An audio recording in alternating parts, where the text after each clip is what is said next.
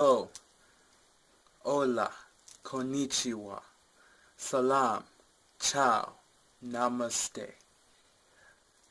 This is the science of the soul. And what we're going to be discussing for today is just simply what we see in today's society. We see a lot of people who feel,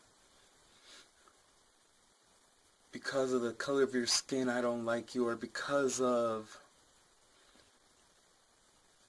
the intelligence you have at a certain rate, I don't care for you, or because you don't have enough class, I don't like you, because of your sexism of who you are as a person, I don't like you. We separate ourselves in many ways, and the question is, what is the definition of separatism or separation? On Google it states it's the state of moving apart. Many of us move apart from each other, believing we live separate lives in separate places, in separate areas of the world, doing separate things. We believe that so keenly that we even separate people by the color of their skin, the intelligence they have, the class they have, their sex, their beliefs, all sorts of things we separate them by. We're more willing to stomp on humans instead of what we've been taught all our lives. We're more prone to find what works and what does. We're more prone to, find the right or wrong as we believe, which of course is an illusion, than finding what works and what does not work. There are many people in the world with a deep, firm belief in that, and that's usually because it's been taught on from generation to generation to generation to generation. And in my experience, that was something I was taught. And I believed firmly in it for a long time. But at the same time, as I believed deeply in this, I always constantly wondered, why was it not working for me for this or that? When we say this or that, I mean talking to certain people, feeling a certain way about certain people, and then I had many mentors who were teaching me, and one of the things they taught me, and I asked this in the last video of the other video not too long ago, if everybody was you, but just having different problems, how would you treat yourself? Many of us, from observation, have treated each other horribly, including myself at one point. And I'm still growing every day. But no one is separate. You are a part of something much bigger in a sense, but all of us are the same thing. When you look up at the stars, the materials, the chemicals that they're all made out of, the pieces, the elements of what they're made out of are the same things that you have within yourself. Many believe just because of the color of your skin or your class, your intelligence, you are completely different from me. And yet, we bleed the same blood.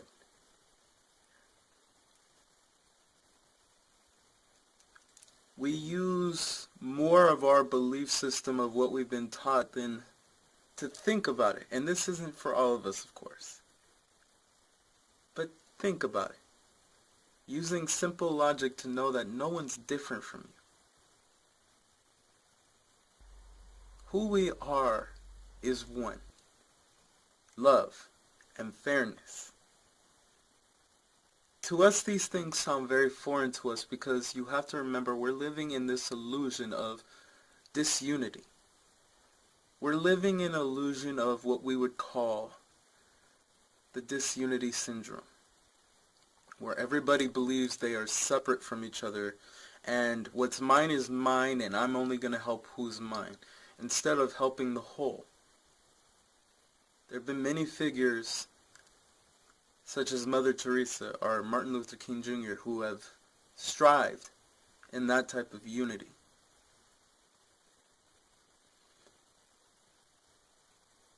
In order to get to that point, the hatred you see on this planet, or better yet, even the fear you see on this planet, isn't very necessary. And to let go of that fear, you have to see past skin. See past a person, instead of seeing them for what you believe they are. When you look past them, you see a great deal more than meets the eye. You see them for who they truly are. You. In a different form, in a different shape. And we will go more into detail about that later on in another video. But no one is truly separate from each other, but it's the belief system that we see each other separate from each other. Meditating does help in a sense of understanding this ideal. And when we talk about oneness, I say it all the time, is being that.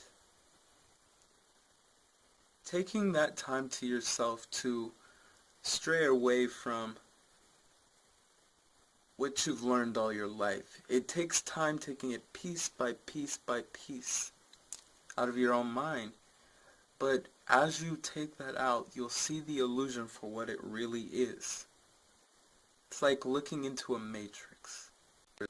And you've been hearing people whisper in your ear the same thing over and over until you realize that it doesn't truly exist, or doesn't even seem the way people have told you.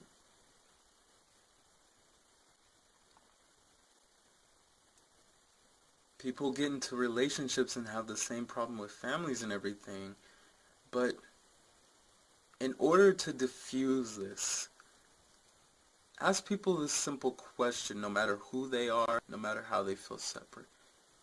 Ask them, what would hurt you so much that you would hurt me just to heal yourself? It gives you a chance out of that disunity to unify yourself with understanding that person, even if you disagree with them, but willing to listen to the answer. Because all their life, this is simply what they've been taught. And this has been their world. And growing that in understanding is a big way to de-escalate fights that are unnecessary, arguments that are unnecessary. Anger, fear, that is unnecessary. For many people feel that they've already treaded to fear. And that's why they do the things they do. Many people don't see the true fullness and wholeness of who they are. But to see the God, Goddess, or Creator within you by giving that power to someone else to see it within themselves shows that you will continually see it within yourself. And just knowing thyself is to know the Creator within. And to everybody, just know. Have a great morning. A lovely afternoon.